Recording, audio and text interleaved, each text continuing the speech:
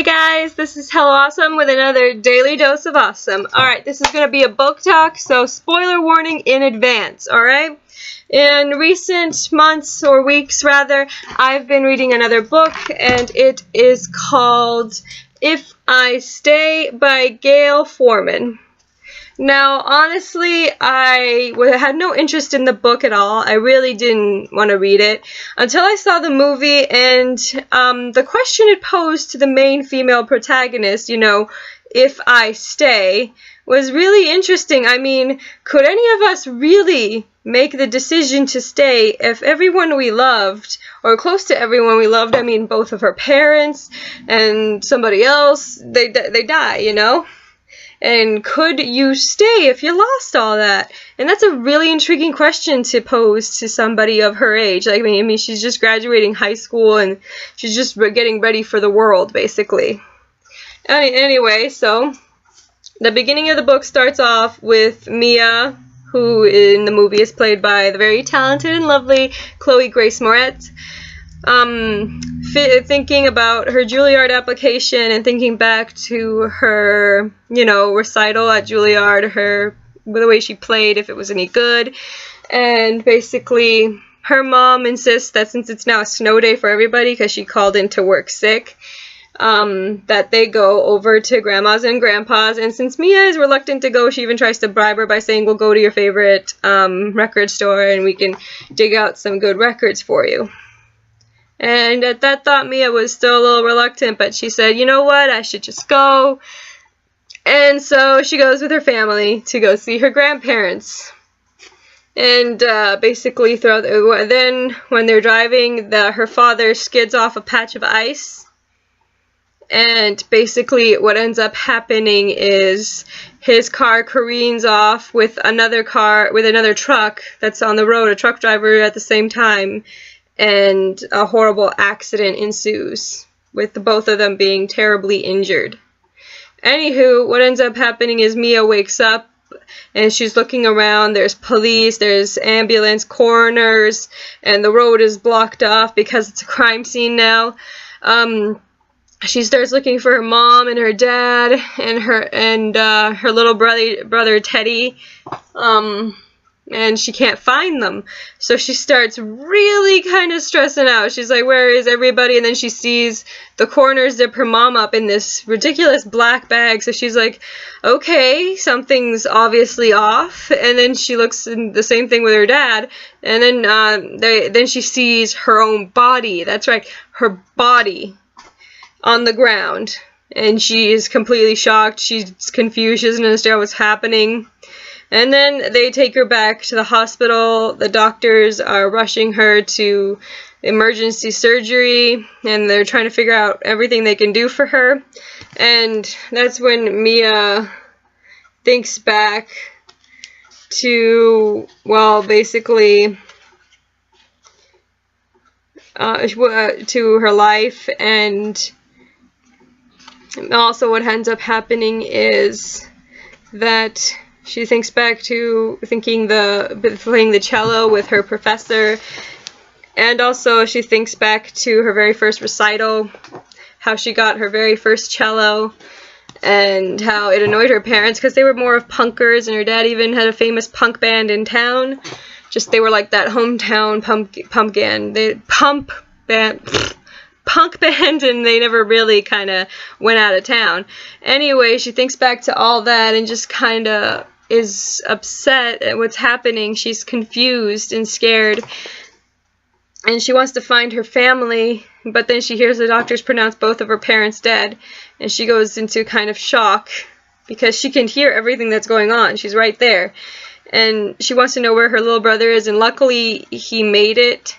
He is in emergency care. He only had a slight head concussion or whatever, and the doctor said he'll be fine. He'll make it through.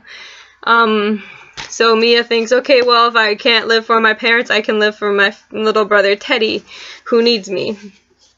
And then all of a sudden, she remembers Teddy and how she lost him at the supermarket, and she kind of got confused as to where he was, but she later found him. So that's one memory that wasn't in the movie, her losing Teddy. And then she, every time she comes back and forth, it's kind of like a flashback sort of novel. And then second time, the doctors are talking about why would somebody want to come back, and she starts to remember stuff like her friend Kim and how they first met. Her and her best friend Kim, who is Jewish and hilarious, they met on pretty much when Kim first transferred to her high school. Now Mia had always been kind of the quiet one, but Kim ended up getting Mia into a whole lot of trouble by volunteering on the first day of gym class to be one of the sports leaders, and that resulted in the teacher volunteering Mia. And pretty much everybody thought Kim and Mia were meant to be best friends, and Mia and Kim hated the idea. They even hated each other for a long time. So then they ended up having a girl fight, and when the teacher broke it up, they kind of started laughing it off. And her and Kim became best friends after that, and everyone was right. Now, Mia kind of took the cello very seriously when she was a kid. She rented the crappy one from school, and after her parents got her own cello, when her dad sold his drum kit or whatever, they got her a bunch of teachers, even a professor named Christy, to teach her the cello on the weekends or every other. She played every other day, or as much as she could get her time into playing the cello. She was very dedicated to it. And basically, what ends up happening is she ends up going to also a music camp for playing the cello and meets a whole bunch of new people and makes friends. At first she didn't know if she would, because the camp is for hoity-toity people that are rich, and she really didn't fall into either category. So actually she was happy to have made some of those friends. And she thinks back to one of her friends who was openly gay, and he played another instrument. And she thinks back to how sad it was at camp because they found out he had died. I won't tell you why or how he died, but he died. And Mia is just really sad about it. And she thinks back to that, and she thinks back to how sad everybody in her family would be if something were to happen to her and Teddy right now. And then a whole flood of people come into the ICU, and she's waiting for the one person she desperately wants to see, which is her boyfriend Adam, and she thinks back to how she and Adam first met, their first date, and when they first kissed, and then after a concert with Shooting Star, his band, how they first had sex and everything like that. Adam was older and already out of high school and focusing on the band, but she thinks back to everything.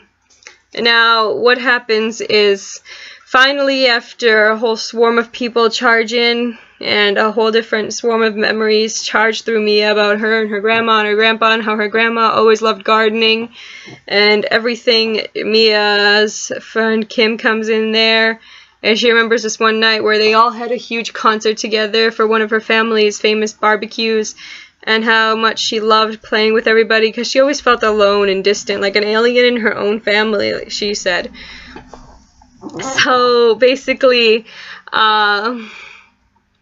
after that, Mia gets some very troubling news that her brother Teddy is dead, and that's when she gives up completely. She just wants to go, and everybody is begging her to stay. And then her grandfather kind of walks into the ICU and kind of tells Mia that he'd give everything up if she would stay, but he would understand if she wanted to go.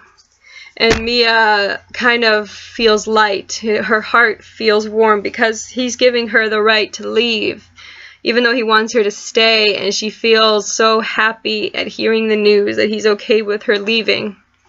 Okay, and basically she's about to walk off into the distance, and Adam actually caused a lot of trouble at the hospital and they refused to let him in, but finally Willow, the nurse, took over and let him in. And Mia's about to die because, you know, her brother Teddy is dead. And Adam finally starts playing her a song, and he makes her this really kind of eerie promise. He says to her that he'll go if she stays, that if she just lives, that he will give her up, that he won't trouble her, he'll leave her life forever, she'll never see him again if she promises to stay. And Mia kind of is still going to go. The door to heaven is opening. She sees everything she wants to see. She's at peace. And then all of a sudden she hears Vivaldi in her head, or Bach, and Adam is actually playing a CD. And then he also rips open a letter from Juilliard, and she got in. And all of a sudden she wakes up and her eyes flutter open, and all she hears is Adam saying Mia, and that's pretty much how the book ends. It's a really great book about living and surviving and family and love, and basically that I recommend reading. And I'll also do a review on the second one today, Where She Went, because this is like a two-parter thing. These two books are really good. This one's in Mia's first-person perspective, and this one is going to be from the angsty Adam's second first-person perspective. So both of their stories are going to be kind of told in this two-part book review. All right? So I'll see you in the next video. Click on it. Click on it. Do that. All right. This is Hello Awesome, and this has been your Daily Dose of Awesome. Bye, guys.